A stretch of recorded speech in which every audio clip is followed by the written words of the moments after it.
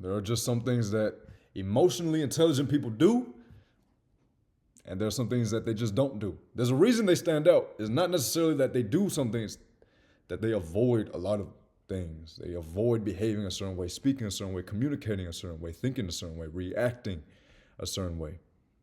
It's less about mastering every situation, more just about avoiding key pitfalls that drain energy, hurt relationships, and stunt your growth. I mean, if there's something you're doing right now that could be sabotaging your emotional intelligence, I hope this video helps in some way, shape, or form. And to a degree, I don't necessarily coin myself as the most emotionally intelligent or mature individual, but I think, and I think very often, and I play my thoughts out. I structure my thoughts in a way where I analyze everything, which allows me to not only analyze how I feel, but understand why I feel this way, which allows me, as a byproduct, just to be a great communicator, be it for my woman, be it for people that I have relationships with. It really just helps. So I'm gonna share with you 4 things in this video that emotionally intelligent people just don't really do. They never do it. And I'm kind of show you how to avoid these behaviors and transform your relationships, your mindset, all that good stuff. And I'm gonna speak about some of my failed relationships in this video because I made a lot of mistakes, man, with a lot of women. And I've been the worst kind of man I wouldn't even consider myself a man at that point. I was the worst little boy to some of the most greatest gems that I was gifted with in my life. So hey, you know how my videos roll, man. Authenticity, avoid my mistakes, avoid my failures, do better as a result of just avoiding my stupidity. First point, just don't avoid difficult conversations. They're difficult for a reason because there's an outcome. Anything difficult, anything challenging produces a result that's highly favored and it's abundant, and it just results in a better outcome. And you want better outcome. The last thing you want is just a mediocre, low resolution result outcome that just is stagnant and it just doesn't grow. Emotionally intelligent people, they face challenges. And the thing is, when they face challenging conversations head on, they do it because they rather avoid this fear of discomfort, and they acknowledge the possibility of what will happen if I just don't have this conversation. They're like, if we don't have this conversation, there's always going to be kind of this thing that's bricking between us. There's 2 things that's rubbing, It's like nails on a chalkboard, and we need to communicate this, and we got to get it through like now.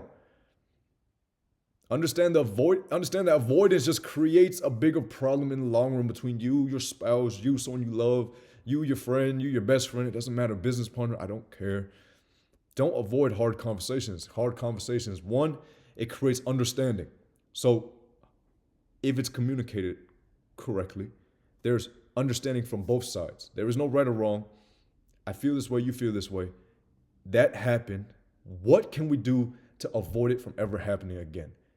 And if it were to happen, how would you like me to respond? And if it were to happen, this is how I would like you to respond. Cue it to me, right? That's complete communication in the most thorough aspects and detail. Like it's stripped down to the detail. It's really important, man. Like highly, highly important. You need to know the difference between emotional intelligence and people pleasing. 2 different things, okay? And being emotionally intelligent doesn't necessarily mean you avoid conflict. It means you approach it with empathy and clarity. You don't please people. You're just patient. You're like, I understand why you behave that way to begin with. I know why you did all of that to begin with. And I'm telling you that as a result of you doing that, this was the outcome. So what do you think about the outcome? I don't necessarily think it's that great. And when you can communicate on that level, you'll see magical things unfold. I promise. Here's an example. Let's use the workspace. Here's a manager who avoids giving honest feedback to an underperforming team member or an employee. Ultimately, it harms both the employee and the business and the team because the manager just couldn't have a difficult conversation with somebody. And it's so misunderstood. Like, it doesn't mean you attack them brute force and you grip them by the throat and say change. It's like, hey, like I get it. It's tough.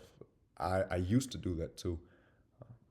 And at that time when I did that, I really couldn't see how it affected people. And I see it in you, and I want you to do way better than me.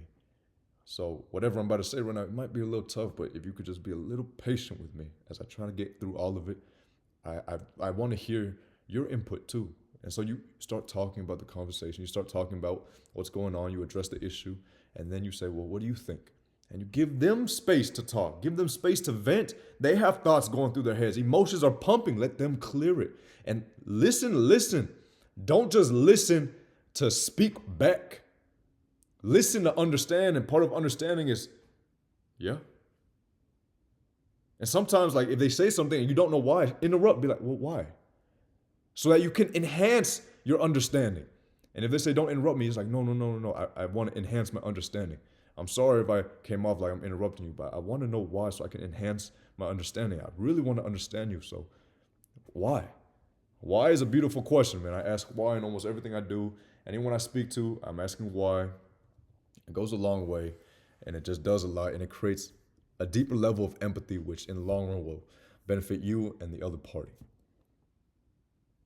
So to practice it, you got to prepare for the conversation. When you are about to engage in a difficult conversation, understand the emotions that you're going to feel. You're going to feel annoyed because the other person may present an opportunity for you to feel like they don't understand and they're not willing to listen. So prepare. It allows you to be patient. Preparation doesn't really, it's not that preparation is important, but what preparation does is it allows you to be ready for possible objections, one, and possibilities of things going wrong, two. Now, this is purely speaking in terms of preparation for a difficult conversation. If you're preparing for an event and you're speaking in front of thousands of people, that's different. Like, preparation will actually negate anxiety and nervousness, and you won't be scared because you are highly prepared. Same thing with this. Like, if you have a hard conversation, preparation actually negates all of that. It negates all of it. So it's not like you have to piece together what you're about to say. No, just have an outline, just have an idea of what you want to speak to that person about. And when you address it, do it from a place of gentle kindness. And I want to understand you. Not so much, hey, I'm about to talk to you right now, you got to understand me. Just be like, hey, it'd be nice if you could understand me, but truly, I just want to tell you why I feel this way. But I want you to take the floor too, so that I can really understand why you did it to begin with. That right there, that's a great way to enter a conversation and create mutual understanding and empathy from both sides, to where emotions temporarily or even permanently, they fall, so that both parties are receptive. We have a thinking brain, we have a feeling brain. If you're thinking, logic, structured. If you're feeling, emotional, chaotic, impulsive, reactionary. You can't think and feel coherently. So difficult conversations cause a spike in emotions. And so neither parties are truly thinking, I'm feeling angry, you're feeling sad, you're feeling scared, you're feeling angry, I'm feeling annoyed that you don't get it, that you're scared, I feel like you're not listening. And so it's this constant battle of clashing, and it feels like it's getting nowhere. So if you become gentle, you negate the possibility of spiking their emotions. Let's say, for example, I have a woman, and I need to have a difficult conversation with her. I'm not going to be like, hey, like, I don't like I'm not going to raise my voice, because if immediately when I do that, I induce a little bit of fear, a little bit of anxiety, and I may piss her off and I may get her upset. And so psychologically, she may respond not by logical thought. Whatever comes out her mouth may just be purely emotions that she has not thoroughly analyzed. What happens is I was the cause of that. So then I would just approach very gently, like this, like, hey, I know that this happened, and to a degree it's my fault, but you did this, and I know right now if I talk about it, you may get a little emotional, but I'm super patient with you, and I hope that you could just be patient with me just a little bit. And by the time I'm done, I really want to listen to you. Like, I want to listen to you talk so much. Like, you have no idea, because I want to understand you. You know, like, I want to be here for you. So just give me like 2 minutes, and then when I'm done, please let me understand you, right? And you come that way, you clear everything. Instead of just anger, sadness, anger, provoke, anger, sadness, provoke, anger, sadness, provoke, right? Like, I know the feedback is tough, but it's coming from a place of wanting you to succeed. Seriously, I've been there. And then you can use this. You can say, I've been there too, to show them that, hey, this is something I went through. So it's not just like, oh, I'm attacking you. No, it's like, I see a version of myself in you. And I want you to be better than me, for crying out loud, right? So prepare, kind of have an overview of what you want to talk about. Focus on the issue, not the person. You can say I feel you, like I understand you. Stay calm. Remember, stay calm, empathetic, man. Manage your own emotions. You got to respond thoughtfully, not emotionally. When you respond emotionally, not the best things don't come out of your mouth. Can you imagine if every time you felt angry, you took action? Damn! What would happen with your life? Can you imagine if every time you felt upset, you took action? My goodness. You have no idea what you'll do. The chaos that will happen. The mistakes that would have been made. So you need to be thoughtful. Extremely, extremely thoughtful. So do me a favor. Just think about it. Think about a time where you had to have a difficult conversation that you were avoiding. And so now, revisit that time. Review that time where you needed to have a difficult conversation and you avoided it. And so now that you know what you know now, just say, well, what if I were to do it differently, what would I do differently? And so now you gave yourself a solution for when that occurs again. So just try that. Revisit a time, see what you would do differently. There's your solution so that when the time comes and it happens again, you know how to proceed. You don't make the same mistakes again. The second thing is you don't let emotions control your actions. Emotionally intelligent people feel their emotions. They don't act impulsively based on them. You pause, you reflect.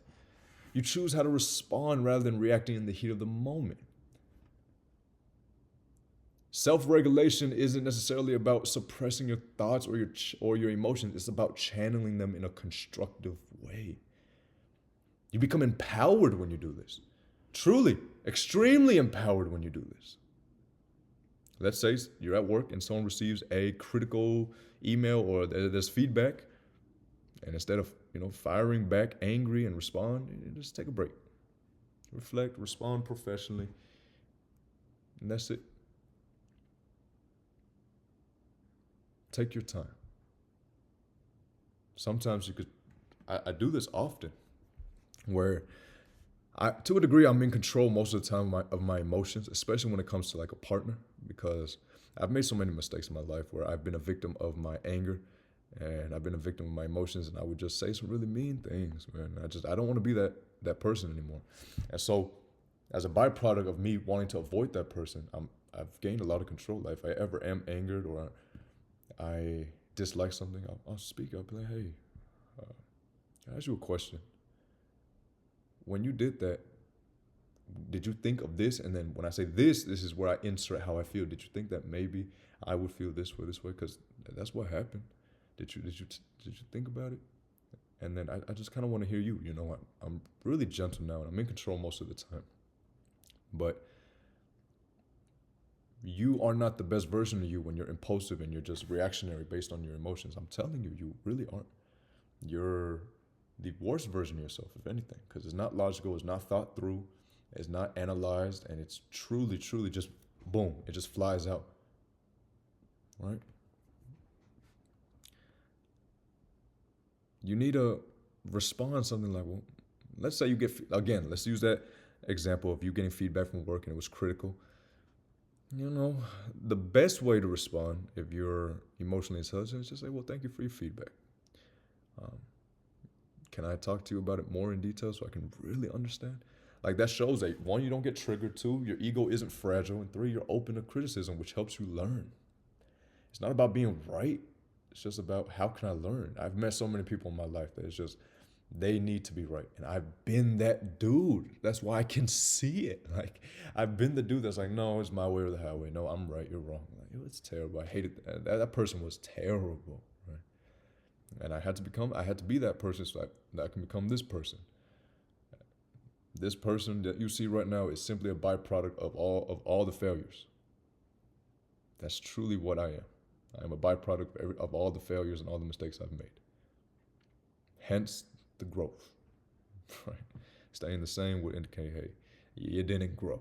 And to me, the whole point of life is to grow, is to transform, is to become the best version of yourself, is to become better than who you were the other day. last week, last month. So what you can do is pause before reacting. Practice the 10-second rule. Take 10 seconds to breathe, think, go. Or Tony Robbins gives himself 90 seconds to feel his emotions and then he just scraps it. If it doesn't directly help him, he scraps it. So if he's feeling angry, he gives himself a 90-second window to just be angry, like angry. And then he says, it's gone. Okay. I felt my anger. No need to hold on to it. I felt it. I enjoyed it. Gone. Which I think is beautiful because you don't just shove things down. You welcome them for what they are. And you're like, yeah, I am angry right now. And you not only you don't avoid the anger, but you fully embody yourself and you step into the anger. And then you realize, imagine if I behaved this way and took action with this anger. And then you come back to your logical brain and you're like, huh, cool. Scrap, throw it in the bin. On to the next one. So you can take a break, practice the 10-second rule, the 90-second rule. Name the emotion. Are you feeling sad? Is it joy? Is it agony? Is it anguish? Is it despair? What is it? Name the emotion. You need to identify what you're feeling. It's good to define what you're feeling too. You guys know how much I love defining things, right? And to a degree, well, I kind of define emotional intelligence by the capacity to explore the inner workings of why you feel. That's how I define emotional intelligence. Can I explore the inner workings of how I feel right now? If I'm feeling happy, can I explore the essence of why right now I'm happy? What caused me to be so happy? If I'm angry, can I explore the inner workings of this anger? Can I see why and what caused me to be angry in this moment? And then, well, after all that, choose a response. Be sure to respond diligently, empathetically, and gently. Think about a time where you reacted emotionally. Think about it. How could you have handled that situation a little bit more empathetically, constructively? What would you do differently now that it's already done and you made a mistake? And then you present the answer. The third thing that emotionally intelligent people just don't do is they just don't hold grudges, man. Hey, it is what it is. And this is coming from somebody who has every right to hold grudges in his life. Dude, just let it go. Let go of grudges. You need to understand that holding on to resentment harms you more than other people. It harms you more than the person that you're holding the grudge against. Forgiveness is freeing. It's not an excuse to, it's not a bad behavior. It's not weakness. It's freeing. It takes more courage to forgive than to hold on to hate. I know so many people that literally use that hate to fuel them. They continue to hate. They wake up and go to sleep with that person they hate on their mind. And it fuels them. It drives them. So now, if you think about it like that, the person you hate, the person that the reason you're holding a grudge, the person that you're thinking about, day in and day out, they are your master because now they call the shots. You get angry when you see them. You get provoked when you see them. They call the shots, man. And that's draining. It's emotionally draining. It's like, damn, I don't have the strength to let go of them? Oh my gosh. Damn, they mean that much to me, huh? I mean, when you hold on to anger or resentment, you're giving someone else control over your mental and emotional space. You really are. They call the shots. They make the rules. Since they call the shots, since they make the rules, you don't call any shots. You are a slave to them. And that's not that freeing. You're at work. Let's say a coworker just says something mean about you. You can hold on to the grudge. It just creates tension. Or if you can just let it go and address it, it clears the air and it's like, oh, it won't happen again, and then done. No more tension. Emotionally intelligent people, they'll do something like, hey, I felt like you did this, and if we could work together to avoid that, that'd be cool. It didn't really make me feel the best, but I get it. It's a mistake. That's cool. That's patience. That's empathy. That's gentle.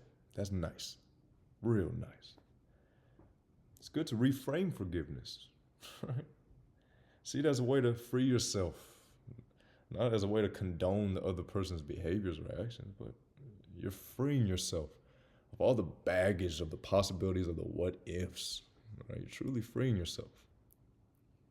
Focus on the lesson. What did you learn? What did you take from this? And then when you focus on the lesson, you'll be like, wow, how valuable.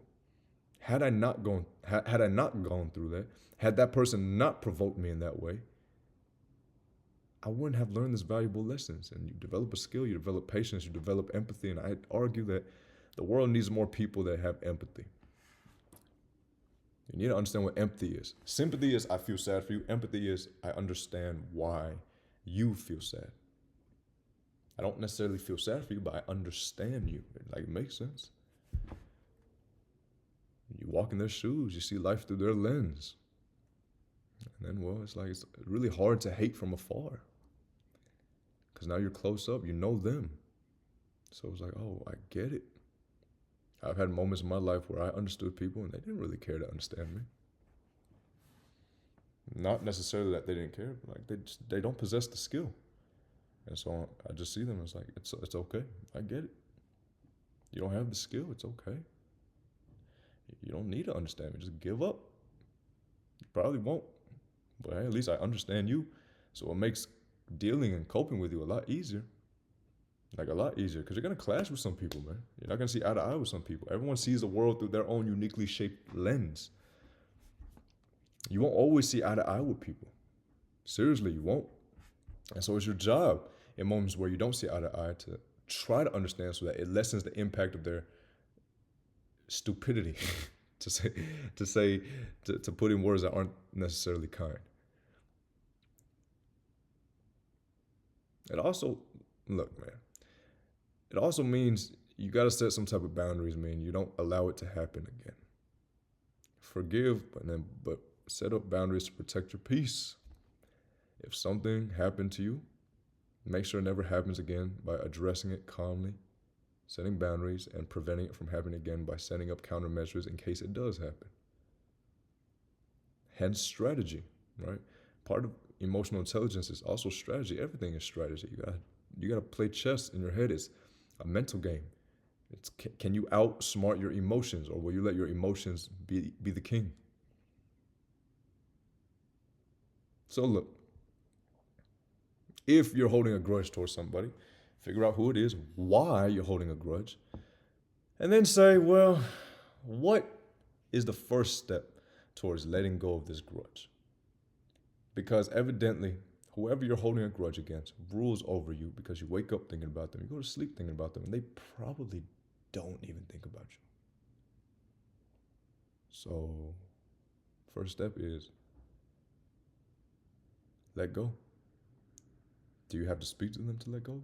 Do you have to create an understanding? Do you need to vent to them and get closure from them? Do something that helps you just let go. And if it means having the difficult conversation with them, back to point one, that's part of being emotionally intelligent. You need to have the difficult conversation. You need to. And lastly, man, something that I'd say emotionally intelligent people don't do is just they don't seek validation from people. They prioritize their self-worth over external validation. I'd argue that if you're wearing clothes that aren't that comfortable for the sake of looking good, you are not that authentic. You care about what people think about you, and you want to impress people. I'd also argue that if you are scared to show people the ugly side of what's behind social media, you're also not authentic, and you also care what they think about you because you want to be portrayed as this special snowflake, sunshine, lily flower, guardian angel. But man, everyone has skeletons in their closet. Some people are comfortable voicing it, some people aren't. And I say the people that aren't comfortable voicing it is because they're scared of the judgment of others, the negative judgment of others, which means ridicule, which means they don't want ridicule nor negative feedback because they just want good feedback. They want support, always endless support. It's not really how it works, man. People don't really care about you as much as you think they do. They don't go to sleep thinking about you unless they hold a grudge. But for the most part, people go to sleep thinking about them, their families, their hardships, the bills they have to pay for crying out loud, how they're going to make it what they have to do in the future.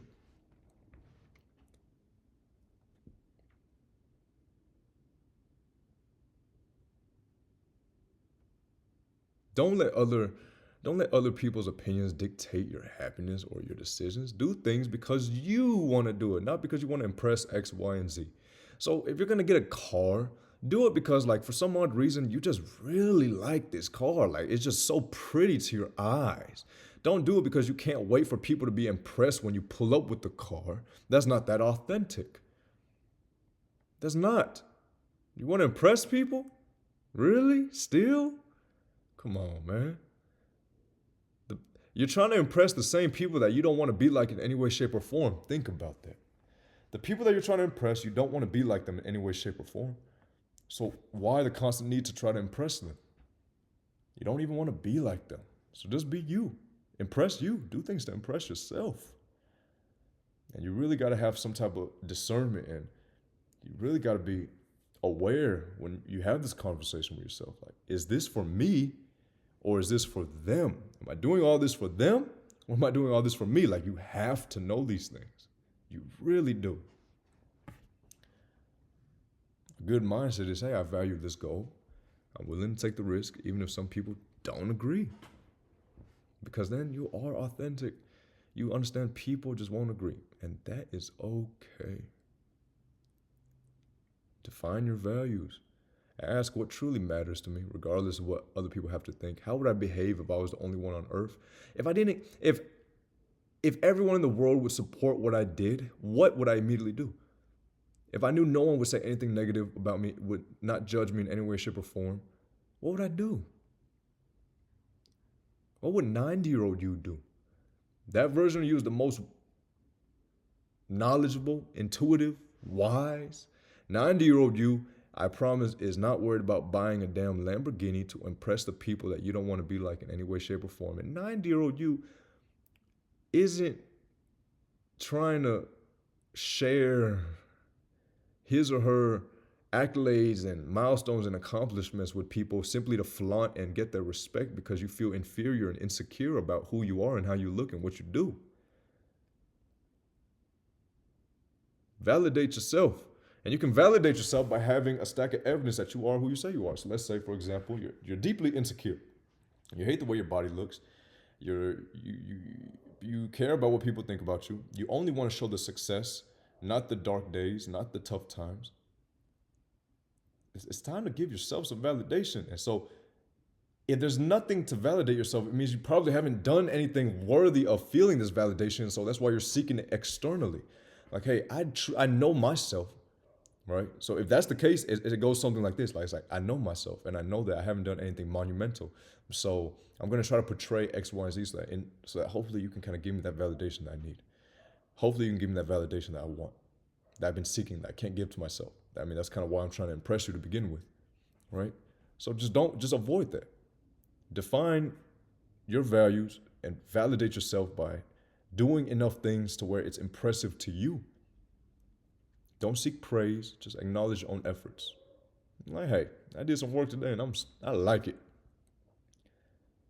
And you can really limit comparison too. If you always compare yourself to others, what happens is you acknowledge the possibilities of what you don't have, as opposed to acknowledge the things that you already have, which also creates this state of depression as opposed to gratitude. You compare and you don't have this, and you want to be like them. But you're not them, you're you. Be like you. Be like the best version of you, not the person you saw on social media.